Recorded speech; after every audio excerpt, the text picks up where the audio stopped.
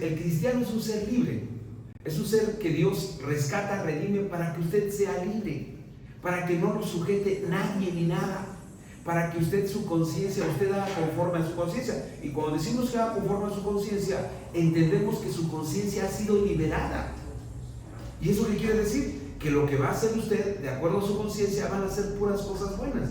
Y entonces Pablo escribe la carta a los Gálatas y es muy duro Pablo con aquellos que tergiversan, pervierten, diluyen, ensucian y cambian el sentido del mensaje del Evangelio.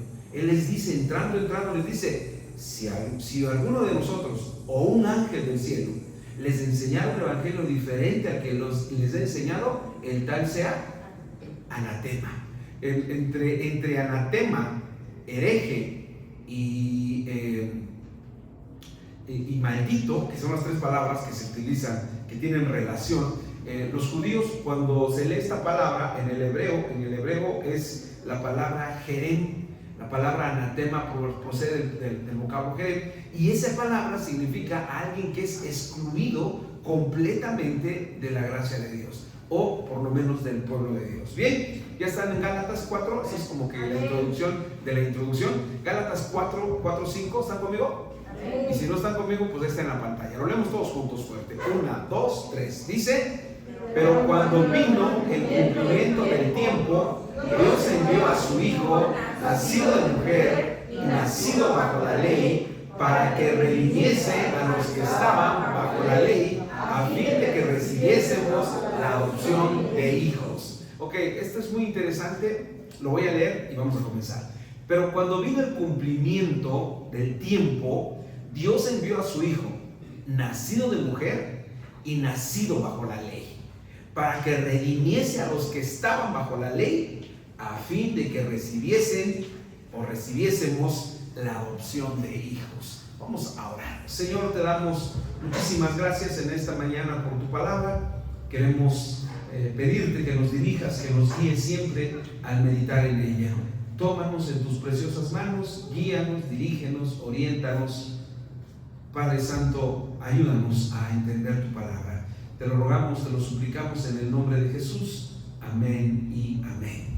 Bien, estamos en nuestra serie, hicimos a un ladito por este mes nuestra serie de Colosenses, y el miércoles comenzamos nuestra serie que lleva por título Navidad 2025, llegó el tiempo de nuestra salvación. Ustedes lo expliqué el miércoles, pero lo voy a repetir casi cada estudio que vamos a tener a lo largo de estos días de diciembre. La Navidad es una construcción, si ustedes quieren, una construcción cultural que adoptó la iglesia.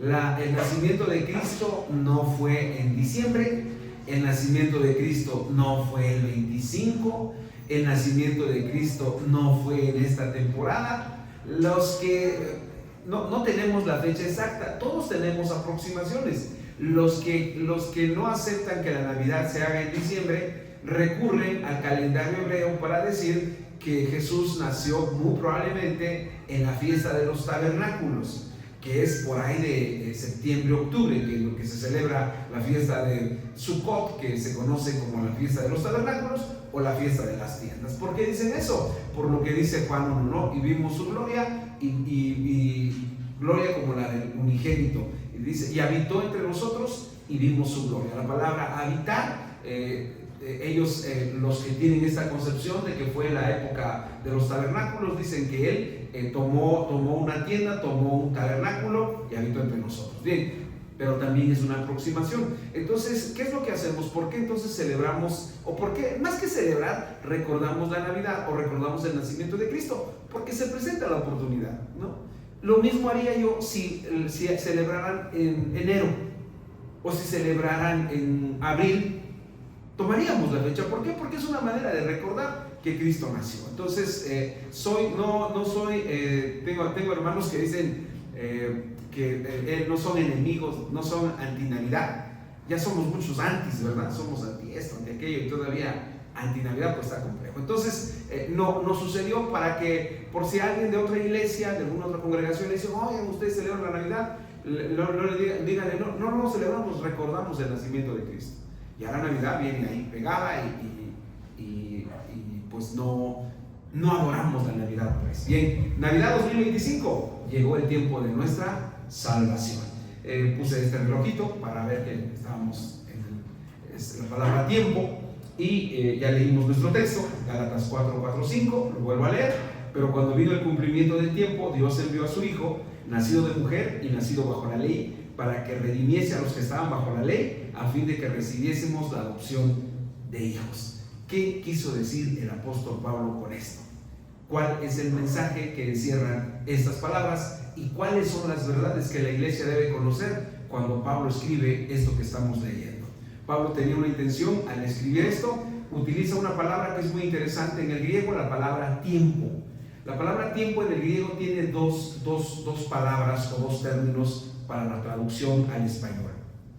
La palabra kairos, que en algunas ocasiones se traduce como tiempo oportuno, y algunos no lo traducen como tiempo oportuno, sino como oportunidad u oportunidades. La otra palabra después de kairos es la palabra cronos, y la palabra cronos tiene que ver con las fechas, los días, las horas, las semanas, los meses y los años. Es un tiempo muy particular o muy determinado. Entonces el apóstol Pablo dice que cuando vino el cumplimiento del tiempo, es interesante esta palabra cumplimiento, porque es la palabra que usamos o que estudiamos en la carta a los Colosenses. Es la misma palabra que dijimos que se traducía o que se venía de la raíz pleroma. ¿Se acuerdan de la palabra pleroma? La palabra pleroma quiere decir algo que está completo.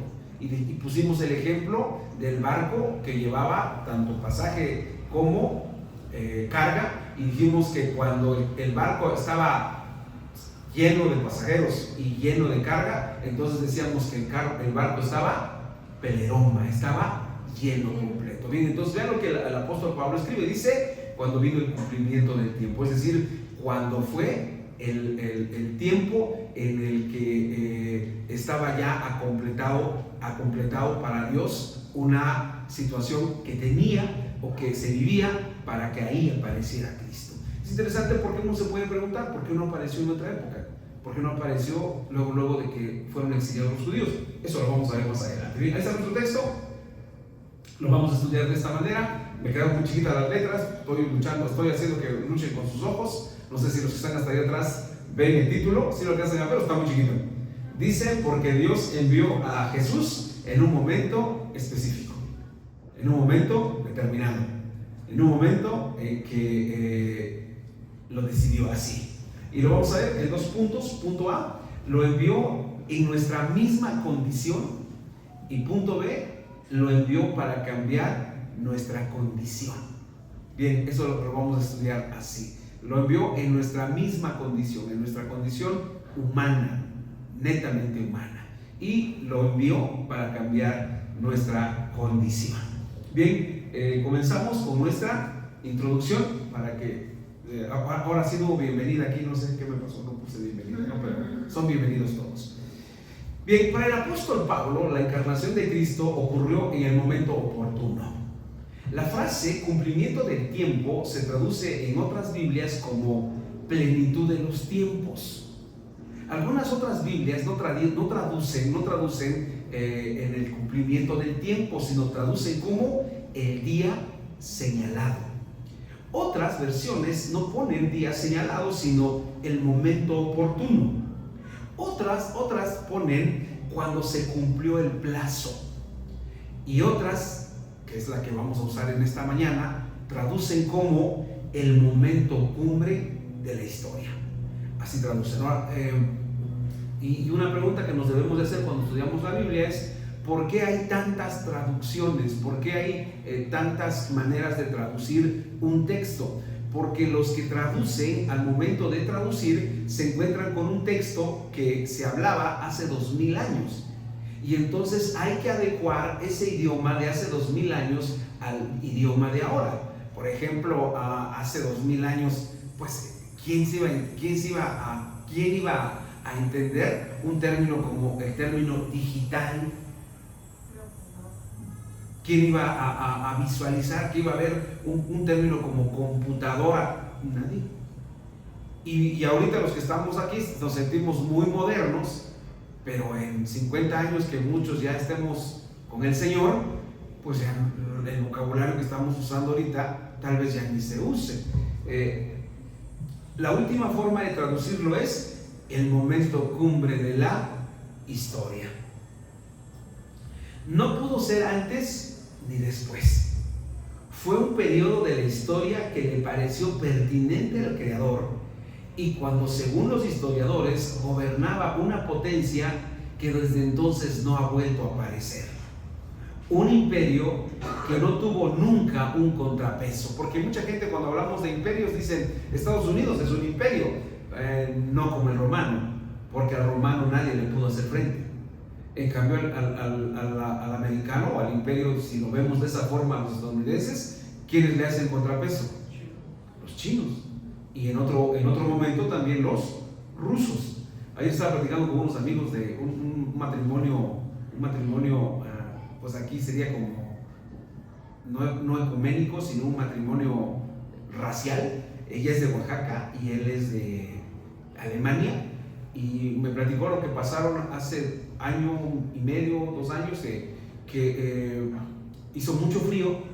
Europa quiso que Rusia se saliera de Ucrania, lo presionaron y Rusia les dijo: ¿me quieren presionar?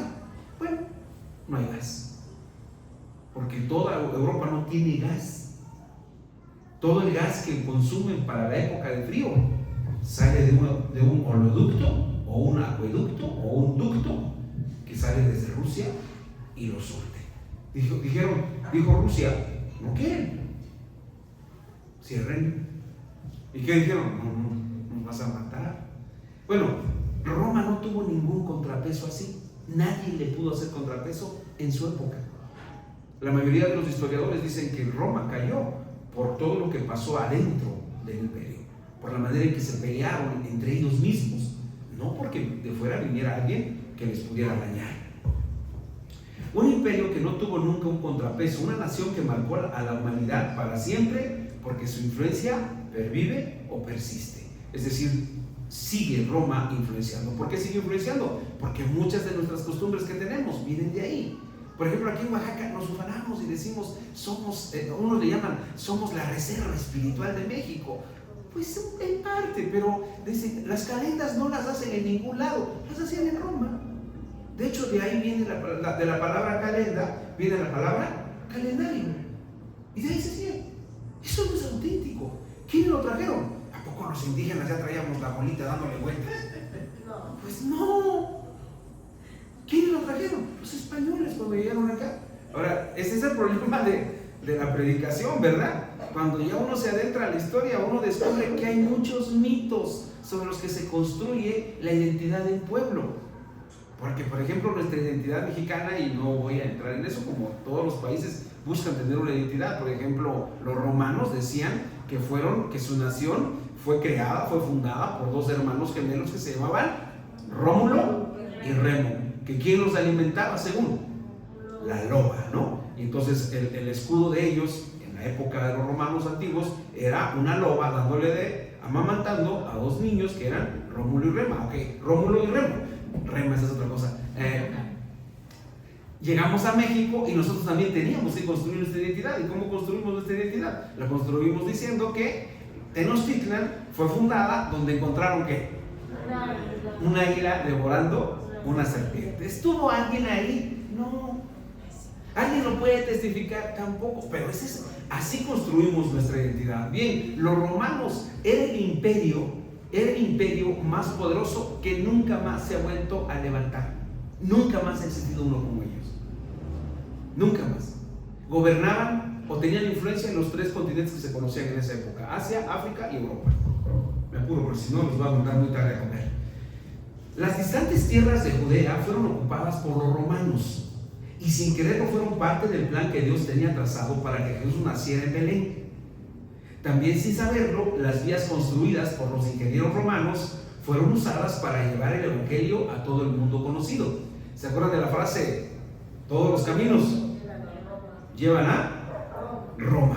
La frase todos los caminos llevan a Roma no era una exageración, la infraestructura del imperio, así como sus medios de comunicación, fueron muy útiles para propagar el mensaje de salvación que pronto sacudió a los gobernantes de esa nación, que se atribuyó, Roma se atribuyó el destino de la humanidad. Si ustedes ponen atención, en Europa hay carreteras que construyeron los romanos hace 2000 años. 2000 años. Idearon un sistema de construcción de tierras. Hay acueductos que tienen más de 2000 años y ahí están. No quiero decirles, y no crean que este es un mitin político, pero en México hacen carreteras. Ahí tenemos la del Istmo. No sirve. Imagínense, no sirve. ¿Sabe cuántos miles de millones tiene esa carretera que no sirve? Es como si usted de repente tuviera lo de su aguinaldo de este año. Lo de su aguinaldo. Dijera usted, ¿qué voy a hacer con él? Pues lo tiro. Así hicieron. Pero no con un aguinaldo de 10,000, 15,000, 30,000, 50,000 pesos, sino con 1,000. ¿Sí está? No se usa. Ahora, los romanos tienen, ¿por qué llegó? Imagínense que hubiera llegado en este tiempo Jesús. No podemos pasar porque no sirve la carretera. No podemos llegar porque no hay paso. Está bloqueado. Muy oaxaqueños. En ese sentido, podemos decir que fue el día señalado y el momento cumbre de la historia cuando Jesús nació. Cuando vino a este mundo fue en fecha y día señalado. Jesús no apareció en la nada, tampoco salió de la nada. El imperio más poderoso fue testigo de su nacimiento. Pues este relojito ahí para qué. Fue un momento determinado de la historia. Jesús fue un hombre de la historia y en la historia. Y esto es lo importante, ¿no? ¿Cómo sabemos? No podemos, les dije hace un momento que los mexicas, los mexicanos, dicen que se fundó Tenochtitlan, donde encontraron una serpiente un águila devorando una serpiente parada sobre uno. Bien. ¿Cómo sabemos que los zapotecas existieron en Oaxaca? ¿Cómo podemos testificar que existieron? Pues ahí está Monte Albán. Usted sube a Monte Albán y dice, ¿quién hizo esto? Entonces dicen, fueron los zapotecos. No, ok. Cuando preguntamos de Jesús, y eso es lo importante de este estudio, porque nuestra fe no está afincada, no está basada, mis queridos hermanos, no está basada en un concepto de que quién sabe dónde estuvo, cuándo estuvo. Miren, cuando se estudia la literatura, o cuando se estudia, por ejemplo, los que estudian ciencias sociales tienen que leer de ley, de cajón, obligatoriamente, las ciencias sociales, derecho, educación, psicología, todo lo que tiene que ver con ciencias sociales, tiene una relación directa con materias en las que tienen que leer de ley todo lo que escribió Platón. Por lo menos tienen que leer La República de Platón. Tienen que leer, es un libro. Pero cuando se buscan los originales de la República, hay como 10. Y hay gente que se llena la boca diciendo, Platón dice, pero nada más son 10 copias extrañas. Cuando se llega al Nuevo Testamento, ¿saben cuántas copias hay? Hay cientos de copias de esa época. ¿Cuál es la diferencia? Que apareció en un momento en que había un desarrollo para hacer ese tipo de documento o documentación. Ahora, en los días de los romanos fue el tiempo exacto de su nacimiento. Dios dijo, este es el momento en que mi hijo tiene que venir. Nosotros creemos, mis queridos hermanos, en un Jesús histórico, en un Jesús que está en la historia, en un Jesús que partió la historia antes de Cristo y después de Cristo, guste o no guste, tenga contentos a todos o no tenga contentos a todos, Cristo partió la historia y ahí está, asentado en la historia. Mucha gente dice, ay, ¿cómo ustedes? Esta frase pues a la vez me da risa y a la vez me incomoda mucho, me molesta mucho, porque dicen, les lavan el cerebro. Hay personajes que no se puede comprobar su veracidad o su historicidad. Y de Jesús hay bastantísimas pruebas en la historia de que Él llegó en la época de los romanos. Punto A. Ya llegamos al punto A, porque si no, vamos a tardar. Punto A. Lo envió en nuestra misma condición. Fíjense lo que escribe el apóstol Pablo. Y yo ahora digo que me voy a apurar porque aquí ya me pusieron reloj. Miriam, tú me dijo, ¿sabes qué? Aquí ya está el reloj de papá. ¿Qué le voy a hacer? lo envió en nuestra misma condición. Pablo resalta dos hechos cuando habla del Jesús de la historia. Dice, nació de mujer. Ustedes no lo van a creer, pero cuando Pablo escribe esto tiene una intención muy clara. Si ustedes, a mí me gusta mucho todo lo que tiene que ver con todos los dioses de los griegos y de los romanos. Los griegos y los romanos crearon un dios para todo. Los griegos dijeron que este mundo se creó a partir, este universo, este mundo existe a través de un dios que estaba en el cielo, que se llamaba Uranio, y la diosa de la tierra, que se llamaba Gea. Cuando ellos tuvieron relaciones, nacieron los titanes. Y empieza a decir qué titanes vivieron, y así desarrolla, y empieza a hablar de los dioses, ¿no? Habla de Zeus, habla de Artemisa, habla de todos esos dioses que ellos tienen, o que ellos tenían. Y todos esos dioses eran generalmente dioses que no tenían ninguna relación con lo humano, que eran seres que eran caprichosos, voluntariosos. Es interesante porque todo eso de lo que crearon los griegos y que adoptaron los romanos es lo que le da cultura a nosotros. Porque, por ejemplo, miren, un ejemplo muy sencillo. Cuando hablamos del 14 de febrero, el 14 de febrero se celebra el día de San Valentín y es el día de los enamorados.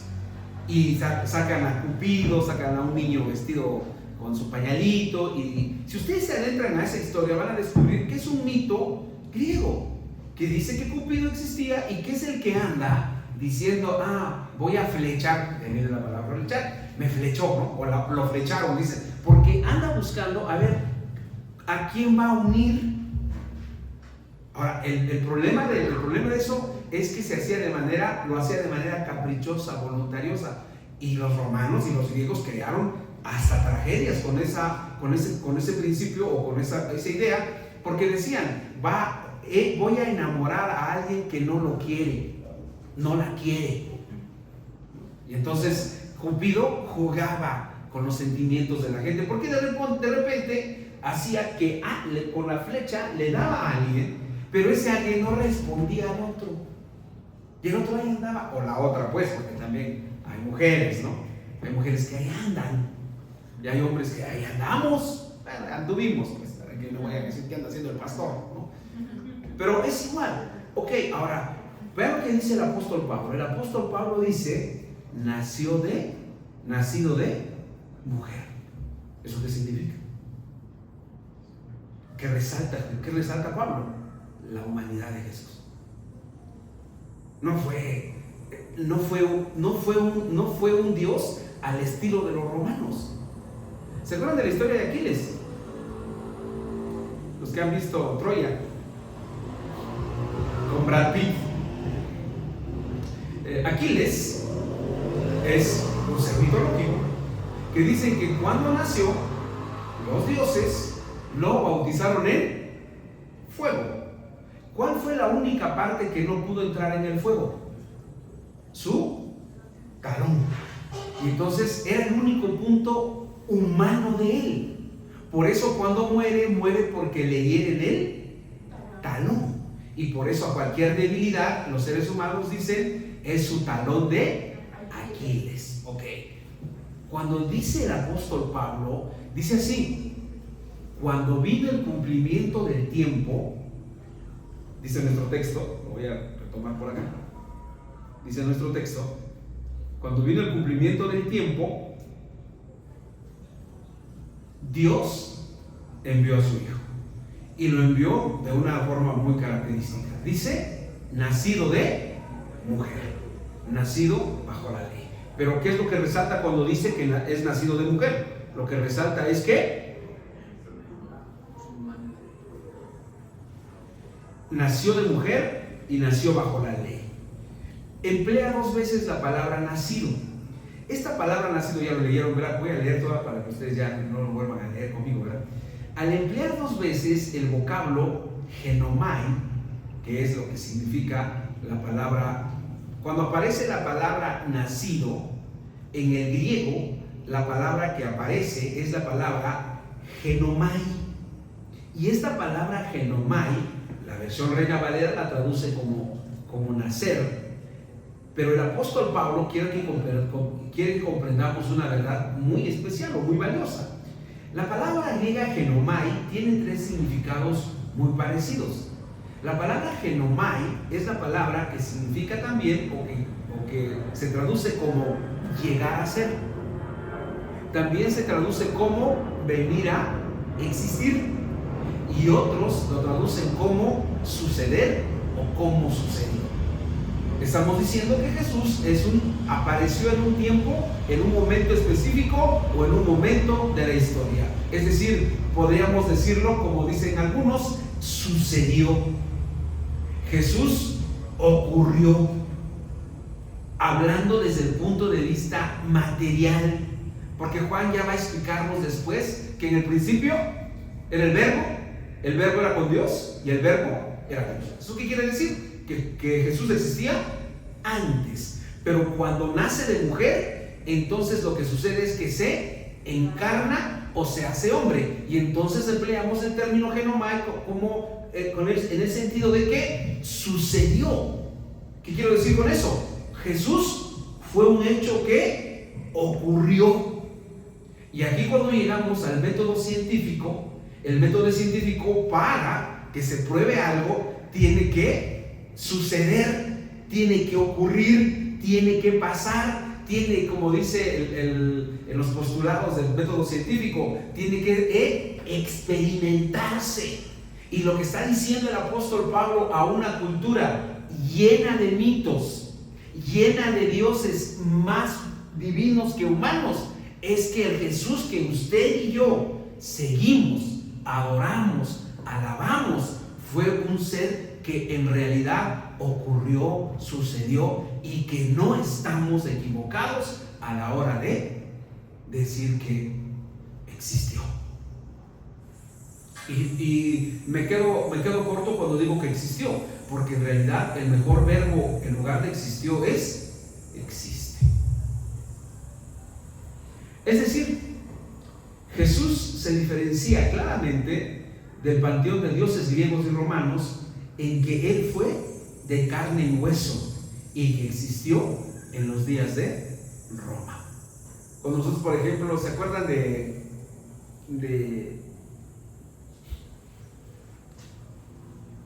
Vulcano, el dios del fuego? Se tenía que luchar con él para traer el fuego a los hombres, y era caprichoso porque no se lo daba a cualquiera. Todos los dioses de los romanos y de los griegos, esa era su tendencia. Ahora, cuando Pablo plantea de que él nació de una mujer, lo que está diciendo es que fue un hombre como usted y como yo, y que nació de manera normal. Se gestó y después de 9 meses se vino a este mundo. ¿Cuál es la diferencia? Que no hubo relación sexual de por medio, sino que fue un milagro que Dios hizo a través de su Espíritu Santo. Bien, eso lo veremos después. Bueno, ahí encontramos a Jesús que nació como nace cualquier niño, aunque aquí hay una gran diferencia, ¿verdad? Siempre que me acerco a la historia de Jesús, y me acuerdo de mi infancia, porque nuestras infancias a veces suelen ser tristes, ¿verdad? Nuestra infancia a veces es muy triste porque estábamos haciendo una sobremesa, y no sé cuántos de ustedes desde niños creyeron en los reyes.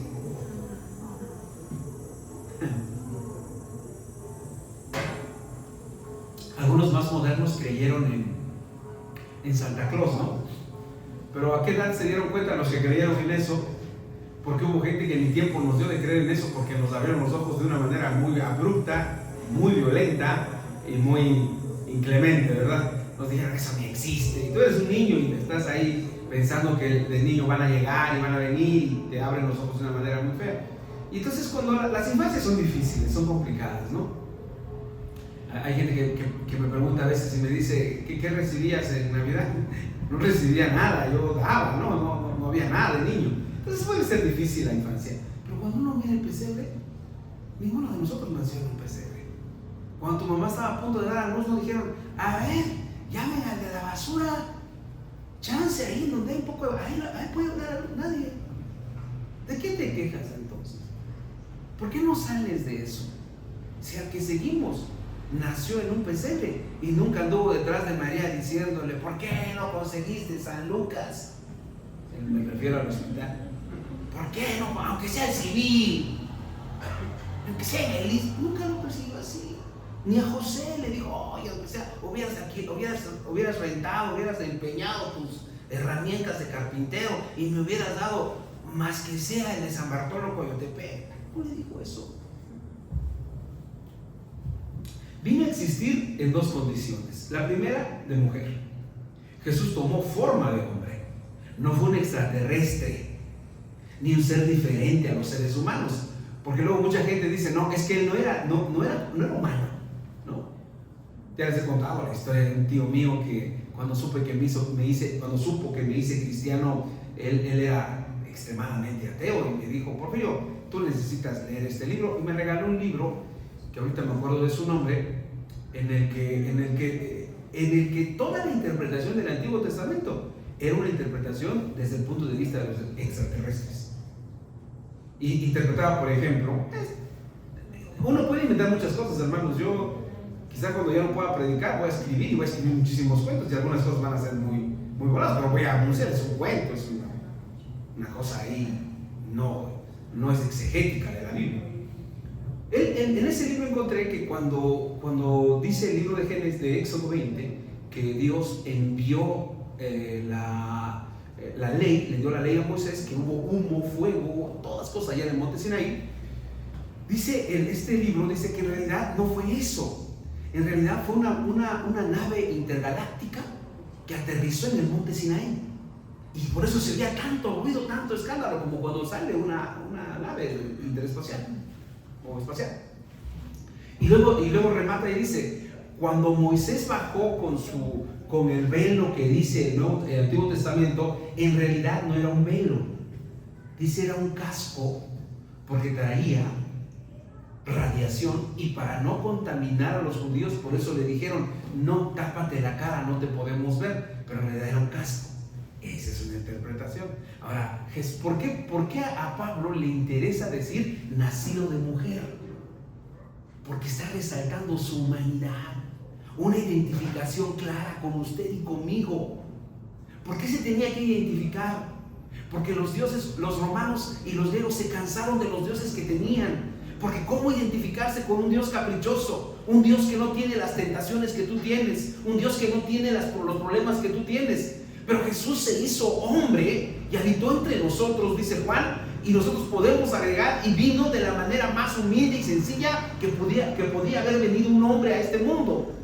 Él era rey, pero renunció a eso por usted y por mí, y dijo, no importa si llego a un pesebre, ahí voy a nacer, para mostrarnos y enseñarnos que Él era humano al 100%.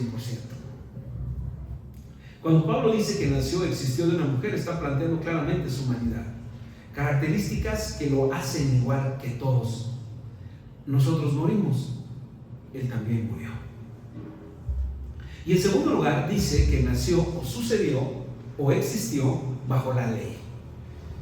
Una manera de resaltar que Jesús fue un judío que cumplió con los requerimientos de la ley. Despreciar a los judíos no puede tener otra connotación o otra razón que un problema de carácter espiritual. Jesús fue judío y nosotros amamos al pueblo judío. No puede ser de otra manera. Y aunque ellos hayan hecho lo que hayan hecho, nosotros no podemos odiar. Estaba yo leí esta semana, por cierto voy con los periódicos, leí esta semana que un diputado que se llama Pedro Aces de Morena invitó a porque metió es como que pues obviamente, llevó a la Cámara de Diputados a un rabino, porque los judíos están creando lazos de amistad con todos los pueblos, con México, con todos los pueblos, con Perú, con Argentina, con todos. Y hay un comité que se llama Comité de Hermandad o Comité de Amigos. Y Pedro Aces metió a un rabino, y salieron varios diputados de Morena también, del mismo partido Morena, a decir, ¿cómo es que metió a un genocida? ¿Cómo es yo a alguien que está acabando con los palestinos. Y yo cuando leí todo eso dije, ¿en qué mundo estamos? O sea, los palestinos que tienen una organización que se llama Hamas, que significa odio, que han matado a miles de personas, ahora son las víctimas. Yo de todos los cantos judíos que he entonado y de todos los cantos que he escuchado, todos proclaman la paz. Y si alguno tiene una connotación de guerra, es porque se tienen que defender. Y yo siempre he pensado, ¿a poco si usted después del servicio llega a su casa y encuentra a alguien que ni es el dueño ni es nada en su casa, lo encuentra y está ahí en su sala, usted le dice, qué bueno que está aquí, ¿qué quiere comer? Lo saca. Ahora, Pablo dice, nacido de mujer y nacido bajo la ley. Fue un judío que cumplió con los requerimientos de la ley. Sus padres ofrecieron 2 palomas como sacrificio cuando fue circuncidado. Fueron a Jerusalén en peregrinación como mandata la ley. ¿Se acuerdan? Lucas 2, o Lucas 2, ¿verdad? Cuando se pierde. ¿Ustedes creen que se perdió? Creo que así dice el título, porque no, el texto no recuerdo que diga que se perdió, sino que no lo encontraron, ¿no? No lo hallaron, pues. Pero Jesús fue allá. ¿Por qué fueron de Nazaret a Jerusalén? Porque una vez al año tenían que ir en peregrinación en cualquiera de las 3 fiestas nacionales: Pascua, Pentecostés o Tabernáculos, tenían que bajar, o en el caso de Yom Kippur, 4 fiestas, tenían que ir y celebrar en Jerusalén. Ahí fue donde no lo encontraron y entonces lo tuvieron que buscar después y después ya lo localizaron en el templo ahí de Jerusalén. Pero eso significa que Jesús nació de mujer y nació bajo la ley. El Señor no se sustrajo de los mandamientos de la ley. Incluso pagó el impuesto del templo, que aunque no formaba parte de la ley, lo hizo para que no lo acusaran de enemigo de la fe judía. ¿Se acuerdan de los 2 dracmas? Es de los milagros que más me gustan. Porque llegan y le dicen, tienes que pagar el impuesto del templo. Y le dice a Pedro, Pedro, ve, avienta el anzuelo, sácalo, ábrele la boca del pez y ahí vas a encontrar los 2 dracmas. Y entonces va Pedro, avienta el anzuelo, saca el pez, le abre la boca y ahí están los 2 dracmas. Yo me pregunto, ¿por qué no le digo a Judas? Él dijo, a ver, sácate los 2 dracmas que hay ahí en la bolsa, en la tesorería, sácalos y paga. No, pero lo hizo así. ¿Por qué creen que lo hizo así? ¿Ustedes por qué creen? Les voy a dar esta opinión que creo nos enseña algo más que eso. Les quiso enseñar a los que le estaban cobrando el impuesto, que le estaban cobrando el impuesto al dueño del mundo. Porque pudo haber dicho, aquí están los 2 dracmas. Pero ¿cómo sabía que el anzuelo al que lanzaran, el pez traía en la boca 2 dracmas? ¿Qué les demostró? Que era el dueño de todo y que le estaban cobrando y que le estaban diciendo, es como si alguien llegara a tu casa y te dijera, págame la renta. Es como si es mi casa, tú. Así llegaron con él. Él se sometió a la ley judía, aunque no era necesario. Todo lo hizo para mostrarnos que vivió bajo la ley por 2 razones poderosas. ¿Cuáles son esas 2 razones poderosas? Para redimirnos y adoptarnos. Cuando Pablo le escribe a los hermanos de Gálatas estas palabras que meditamos en esta ocasión, lo hace para mostrarles claramente la superioridad de Jesús frente a los débiles rudimentos del mundo, y a pesar de tener la ley, les resultó insuficiente para luchar contra el pecado y la maldad. Punto B, lo envió para cambiar nuestra condición. El verso 5 que meditamos dice así, léanlo conmigo fuerte, 1, 2, 3. Ahí está la pantalla, 1, 2, 3. Para que prediciese a los que estaban bajo la ley, a fin de que recibiésemos la adopción de hijos. No han puesto la bocina, hermanos. No se oye que tengan ganas ustedes. Échenle ganas, hermanos. 1, 2, 3. Para que redimiese a los que estaban bajo la ley, a fin de que recibiésemos la adopción de hijos. sí, todo decir, está despierta la gente. Bien, hizo dos cosas. ¿Cuáles son las dos cosas que hizo? Nos redimió y nos adoptó, ¿no? Vamos a ver qué quiere decir eso. Jesús vino para hacer dos cosas con los judíos que estaban bajo la ley y también con nosotros. Eso es lo maravilloso. Los gentiles, la única ley que teníamos era la de la conciencia, porque éramos ignorantes de la ley mosaica. De hecho, nosotros no sabemos, aún ya leyendo la Biblia, no sabemos mucho de la ley mosaica. Pero las acciones de los hebreos también alcanzan para nosotros redimirnos y adoptarnos. La redención es un concepto muy comprensible, o era un concepto muy comprensible para los israelitas, porque el sistema de sacrificios que establece con toda claridad el libro de Levítico, la redención implicaba una liberación. En otras palabras, el redimido quedaba libre sin ninguna cadena o responsabilidad. Voy a explicarme más para que entendamos qué significa que nos redimió. Bueno, pues esta manita no podemos hacer nada por nosotros. Como un niño recién nacido está a merced de nosotros. Un niño pequeñito, chiquito, 1 año, 2 años, 3 años, 4 años, 5 años. Un pastor amigo mío tiene un nieto de 3 años, 4 años, y cuando lo voy a ver, uno estaba llorando, lo agarré y lo subí y le dije, mira hijo, si sigues llorando te vas a convertir como en una mosca, y ahí lo andaba yo paseando arriba y abajo. Entonces ya se calmó, ya no lloró, y le dije, mira, téngale un dulce. Hola, mi nombre es Casimira Ramón. ¿Qué soy de aquí? A ver si me sacaste. Y me acuerdo que regresé a su casa, y cuando me vio el niñito me dice, quiero ser mosca. Y ya lo agarré otra vez. No va a ser mosca, va a ser avión, ¿no? Entonces los niños son seres que necesitan de nuestro cuidado.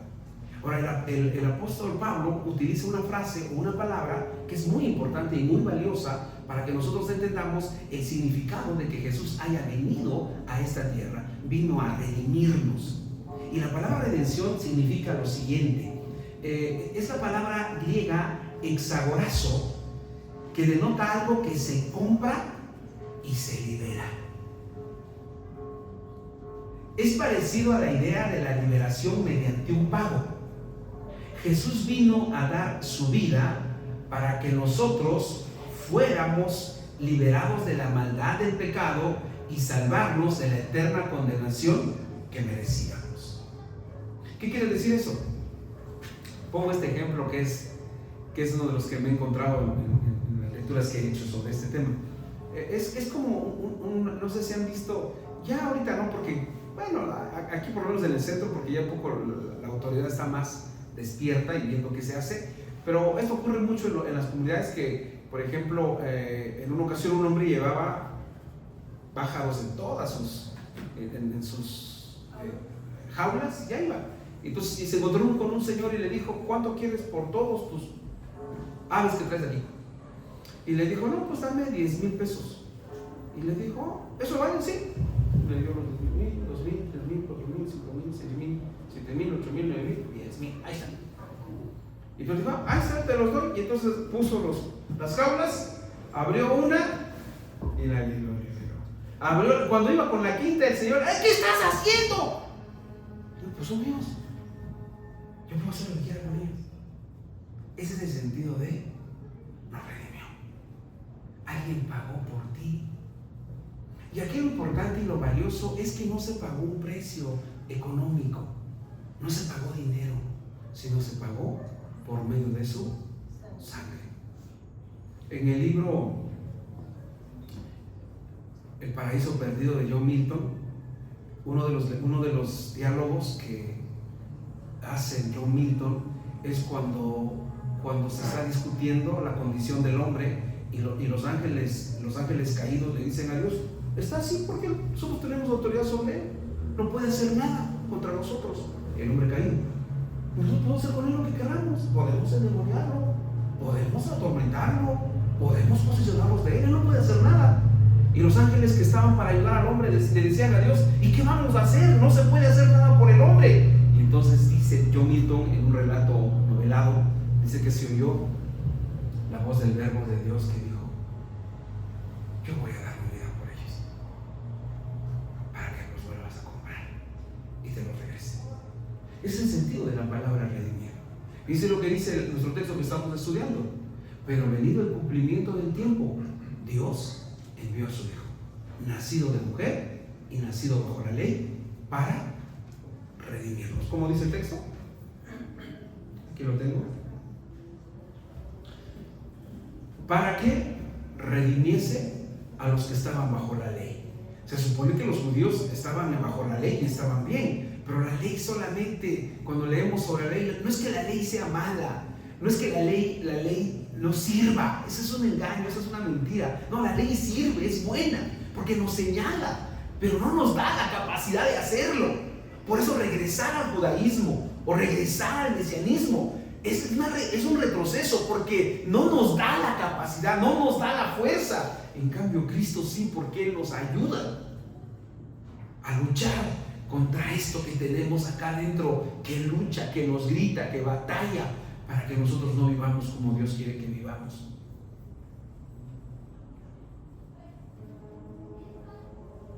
Creo que ya pasé aquí. Andamos por aquí. ¿Qué pasamos aquí? Junto con la redención, los hombres podíamos recibir la adopción. Esta parte me gusta mucho.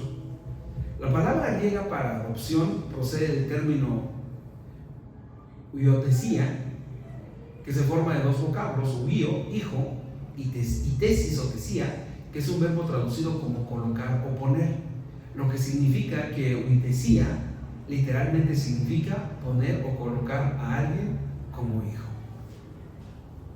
Generalmente las adopciones ocurren cuando son niños, ¿va? Cuando son pequeños. Tiene uno muchas posibilidades de tratar con el niño, aunque viene ya con los genes de su papá, pero un niño crece en función de lo que ve en su casa y puede ser influenciado, pues muy influenciado. O yo digo siempre, en el sentido positivo, uno puede manipular a sus hijos para bien, porque uno le dice y ellos reproducen lo que ven, ¿no? Por ejemplo, si un hijo odia algo, pues es porque el papá lo odia. Si un hijo ama algo, bueno, papá y mamá, es porque papá y mamá lo odian. Esa ley, eso es indiscutible. Ok, ahora Pablo dice que primero nos redimió y luego nos adoptó. Es decir, ninguno de nosotros éramos hijos. Ninguno de ellos. Estábamos huérfanos. Y sabes, es bien triste una vida de huérfano. Es bien triste no tener a quien contarle tus penas cuando eres niño. Fuimos a la tienda a comprar algunas cosas con Alma y vimos ahí unas piñatas, ¿no? Y de niño, ¿cuántos no queríamos una piñata? Y decíamos, ahí está una piñata. Y nos metíamos a buscar una piñata. Y fallamos. No tuvimos. No tener papá es feo. No tener mamá es feo. Es vivir una vida miserable. Me acuerdo de mi mamá, cuando íbamos al pueblo, teníamos unos primos que habían perdido a su mamá, y siempre que llegaba mi mamá le llevaba cosas, y cuando yo le decía a mamá, ¿por qué le das a ellos? Y me decía, es que son, en zapoteco es una palabra muy fuerte, dice, es que son guayeba, y guayeba significa, están desamparados. La niña ni siquiera la peinaba. Ahora, cuando nosotros traspolamos esto a la vida espiritual, así andábamos. No éramos hijos de Dios, ahora somos hijos de Dios. Y puse esto. Eso quiere decir que nosotros no formábamos parte de la familia de Dios. No sé cuándo, no sé si les ha tocado, y espero que no, pero si les toca, pues ¿qué se le va a hacer? Tengamos una familia, busquemos una familia, adoptemos a Dios como nuestra familia. Cuando llegas a una fiesta, toda la familia está en fiesta, y llegas tú y eres un completo desconocido, y dicen, pues pásale, pues ya estás aquí, pásale, ¿no? Ya llegas así como que no tienes la confianza de decir, agarraré un poco de refresco. ¿Qué van a decir si agarro la pierna de pollo, que es la que más me gusta? O si agarro la pechuga, no éramos parte de la familia de Dios, pero por una decisión divina hemos sido adoptados para poder acercarnos a Dios y decirle Padre, como dice Pablo en Romanos. Decirle Abba, que quiere decir papacito, una expresión que denota una confianza plena. Usted y yo tenemos un papá porque fuimos adoptados. Y es posible que cuando hablamos de... Este es un gran problema que tenemos en la cristiandad, porque cuando pensamos en Dios como Padre, pues nuestra primera imagen es el papá que tuvimos. Y si el papá que tuvimos fue duro, fue indiferente, fue distante, fue lejano, o no existió, o embarazó a mamá nada más y se fue, pues entonces qué difícil es concebir a Dios de una manera natural, de una manera buena. Pero eso no cambia su esencia de Dios. Y vean todo lo que hizo por nosotros. Dice Gálatas 4:4, 5.